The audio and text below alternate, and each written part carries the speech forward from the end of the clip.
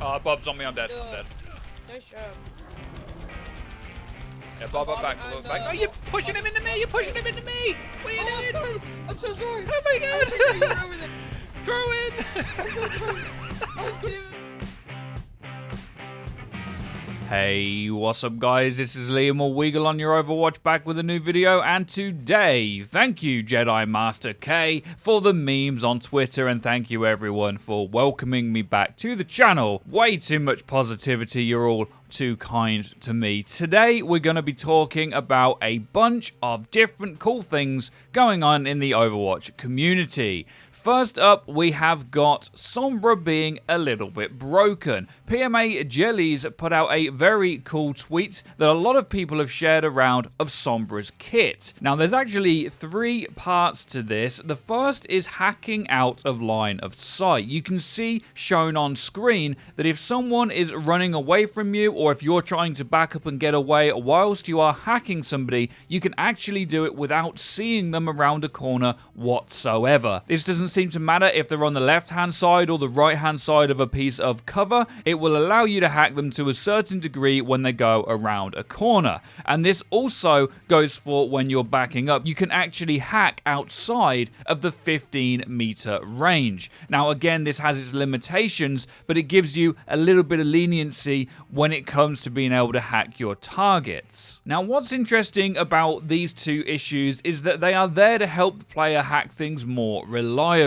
But if you do take a quick look towards Roadhog's hook or Moira's damage beam, these will not allow you to do anything around a corner. As soon as that line of sight is broken, they will instantly disconnect. But if you take a look over to the other side with Mercy, which we'll talk about a bit more later by the way, she can heal pretty much through walls for a certain amount of time. So this seems to be more of a design decision than a massive exploit. The thing is though, the reason people want to bring this up is because of the Jupiter-sized EMP, as also pointed out by this tweet, and the fact that Sombra's just really good right now throughout the different ranks. I mean, I'd never played her before, and as you know, I've just come back to the game, and I've been able to throw out a really average Sombra, which allows me to disrupt and disable so many people in the backline that it gives my team enough space in order to gain rank, and that's been really useful for me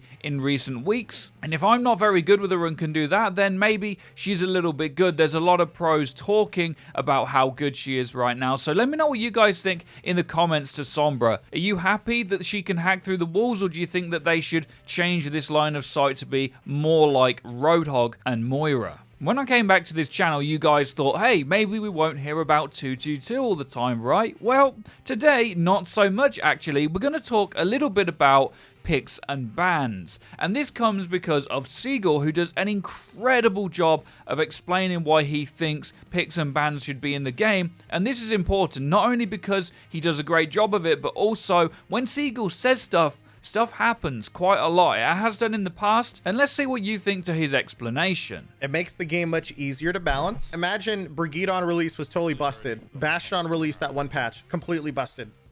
Everything gets kind of busted when it first comes out. People will just ban them if they're totally overpowered. Like, there's a lot less risk in balance. There's a lot less risk in hero design. So chat, if I'm a bronze player and I hate Bastion and Reaper, I can just ban them.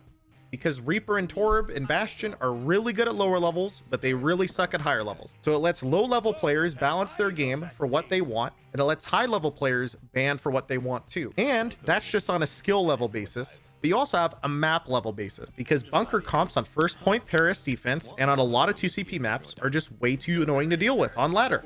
So I just instantly ban Orisa on that map. But maybe if I'm on Hollywood, I don't care about Orisa. Pick a map, right? Maybe Dorado, I don't care that much about Orisa, because Orisa's only, you know, she's good first point, but first point's not that good to break. Now, I think the most important thing that this addresses is people's perception that if you was to bring picks and bans to Overwatch, it would affect people's creativity. And what is explained so well here is that the opposite of that is the case, because you get to pick and ban the things based on the rank that you're at that is dominating in order to free up something else to be playable. This brings multiple metas into the mix. Now, at the highest level, the same picks and bans would probably become meta, but I think we've discovered after 3 years of Overwatch that there's not going to be a way to completely avoid the meta. And yes, this does harm one tricks in quite a big way, but in other games, you've got this system, and players that manage to thrive are the ones that have a few different mains that they're incredible and unmatched against. And that is something that it creates, is this much bigger diversity. Although on the front of things, I completely understand it could look like that's an issue, but actually it does create a lot of different options. The other argument that I hear is that if you ban someone like Farah, then you don't have someone that can fly and shoot rockets down. Well, imagine it this way. If Ashe was a little bit better so that she was as good as Widowmaker, well, there'd be no point in bans, because if you banned Widow, you just pick Ashe, or if you banned Ashe, you just pick Widow. That's why it works so well. You don't need to have heroes like the other heroes, or else there's no point in having them in the first place. It's a very good system, it's proven that it works, and I'd like to see it tested some more in Overwatch. Now, Jane did this a while back, and it worked out really well, so I'm really hoping we get to see this one day. Leaked 222, of course, right around the corner. We've had a lot more leaks, I'm not even going to talk about it, but they're everywhere. 222 is pretty much definitely happening at this point.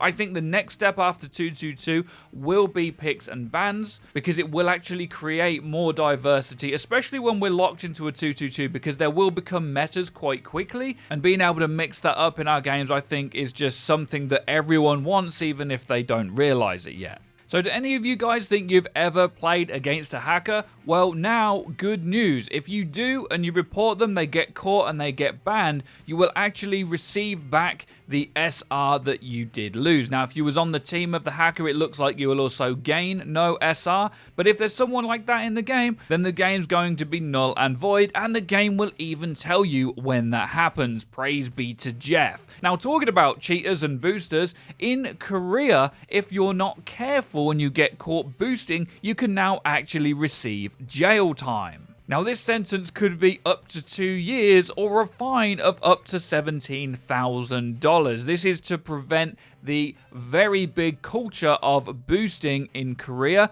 It's something that you hear about a lot, and a lot of people seem to be doing. You will pay someone to go on your account to get you up to a higher level. Now, this happens differently sometimes in other games where you would maybe play with said player, and sometimes you'd even pay a hacker to play with you in order to boost you. So there's a lot of different variations this comes in, but if you're in Korea, you better be careful, especially if you're trying to earn money off of it, because you could be getting locked up. I can't ever imagine anything happening like this in the UK, but then again, a couple years ago, we nearly locked someone up for making a joke, so what do we know? Now, last up, we have something that's really interesting and actually important to me as someone that likes tech in games that isn't necessarily supposed to be there, and it will shock some of you because it's about Mercy, who a lot of you know I'm not the biggest fan of, but XQC kind of exploded on stream because of the Mercy super jump tech that she's actually had, by the way, for quite some time now, even up to about a year ago. She's had different variations of this as well. She's had kind of a bunny hop in the past, and she's also had a much more simple super jump